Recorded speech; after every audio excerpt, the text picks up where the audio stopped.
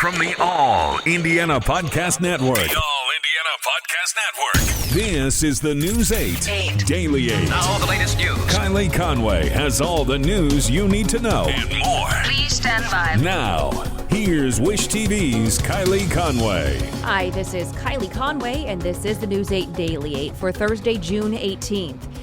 Indianapolis hit a deadly milestone early this morning. At 1:30 this morning, the city recorded its 100th homicide in just the first 168 days of the year. The latest shooting happened at 35th and Keystone. Investigators say it was likely an attempted robbery. A man was found lying in the grass by Joyce Kilmer School 69. People who live in the area told police that they'd heard gunshots around 1:30. Officers are now asking anyone with information to come forward. Right now, no names have been released, just that a man was found who was in his 30s or 40s.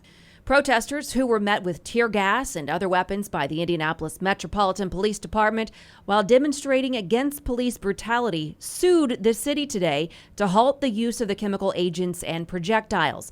The federal lawsuit was filed on behalf of Indy10 Black Lives Matter and individual protesters by the American Civil Liberties Union of Indiana. It argues that the use of chemical agents and projectiles for crowd control violates the First Amendment. Numbers out today from health officials show 15 more Hoosiers have died from COVID-19, while another 584 have been diagnosed with the coronavirus. That brings the state's total cases to more than 41,000. And California will now require people to wear masks in most indoor settings and outdoors when distancing isn't possible. It's under a statewide order issued today by Governor Gavin Newsom, who had previously allowed local governments to decide whether to mandate masks. And major counties like Los Angeles and San Francisco, they already require people to wear them inside and outside.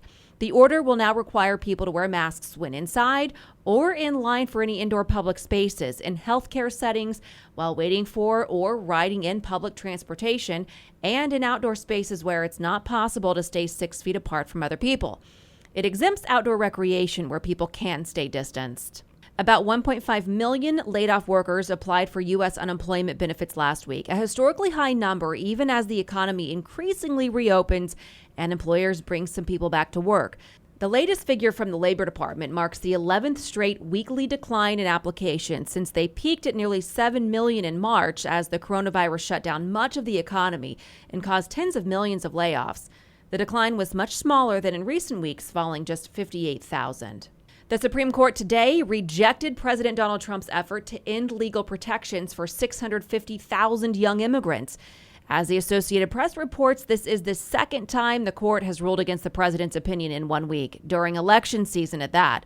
The first was its ruling that it's illegal to fire people because they're gay or transgender. Today's ruling means immigrants who are part of the 8-year-old Deferred Action for Childhood Arrivals program will retain their protection from deportation and their authorization to work in the United States.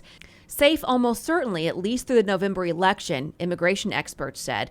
The 5-4 outcome, in which Chief Justice John Roberts and the 4 liberal justices were in the majority, seems certain to elevate the issue in Trump's campaign, given the anti-immigrant rhetoric of his first presidential run in 2016 and immigration restrictions his administration has imposed since then. The Anderson mayor and police chief say that they will buy police-worn body cameras and squad car cameras after a controversial arrest was caught on camera. You can find that arrest video on wishtv.com. It shows an officer wrapping his arm around a man's neck in order to take him to the ground. Mayor Thomas Broderick Jr. says the officer's use of force was inappropriate for that arrest. Days before that arrest, the department banned chokeholds by officers. The mayor says many officers are in favor of the body-worn cameras. The officers involved, Brennan Reynolds and Ashley Gravely, have both been placed on administrative leave for the arrest. The mayor says the purchase of the cameras would be this year or early next year. And police officers charged in the death of Rayshard Brooks have until tonight to turn themselves in. Prosecutors brought charges against Garrett Rolfe and Devin Brosnan. Rolfe is now a former officer who fired the deadly shot that killed Brooks after investigators say Brooks was running away with one of the officer's stun guns. The district attorney released new details saying Rolfe kicked Brooks and failed to give timely first aid. He faces 11 charges, including felony murder and aggravated assault with a deadly weapon. Those charges are serious enough for a death penalty case if there's a conviction. As for the second officer, the district attorney revealed Devin Brosnan stepped on Brooks' shoulder after he was shot.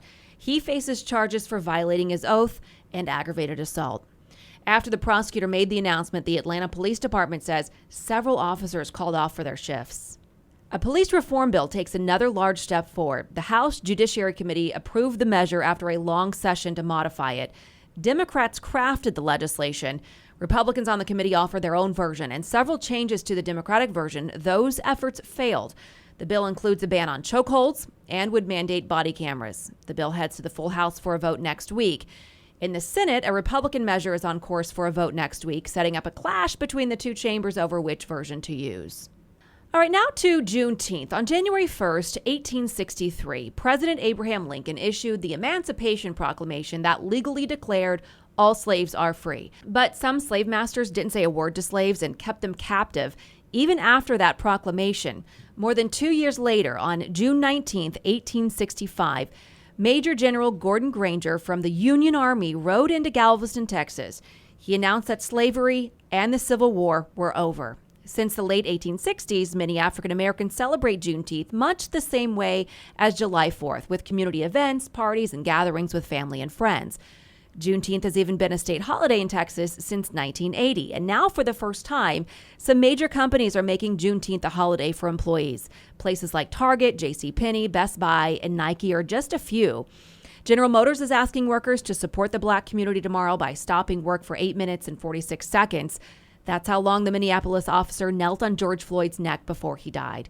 And happening tomorrow, local minority first responders here in Indianapolis will march for Juneteenth. The Peace Walk will be tomorrow starting at 1 p.m. on Mass Ave and end at the Kennedy King Park on 17th Street. First responders are even set to speak about how we can break the cycle of hate and the importance of Juneteenth. Jean Kennedy Smith, the youngest sister and last surviving sibling of President John F. Kennedy, died at 92 years old. Her daughter confirmed the news to the New York Times. They say that Smith died Wednesday at her Manhattan home. Her daughter Kim said to the Times, Smith served as ambassador to Ireland for 5 years under President Bill Clinton. She also founded an arts education program that supports artists with physical or mental disabilities. She was the 8th of 9 children born to Joseph P. and Rose Kennedy, and tragically, several of them preceded her in death by decades. And to sports now, Notre Dame will face Wake Forest in a September matchup at the Duke's Mayo Classic. Duke's Mayonnaise is the new title sponsor of the Classic and the traditional bowl game, both played at Charlotte's Bank of America Stadium, home of the NFL's Carolina Panthers. The Classic will be held September 26th. Then the Duke's Mayo Bowl will be held at the same site on a date yet to be determined. It will feature a matchup between teams from the Atlantic Coast and Big Ten conferences. This has been your News 8 Daily 8 for Wish TV. I'm Kylie Conway, online at wishtv.com, and follow us on Facebook when you search Wish TV. Check out more podcasts from the All Indiana Podcast Network now at allindianapodcastnetwork.com. allindianapodcastnetwork.com.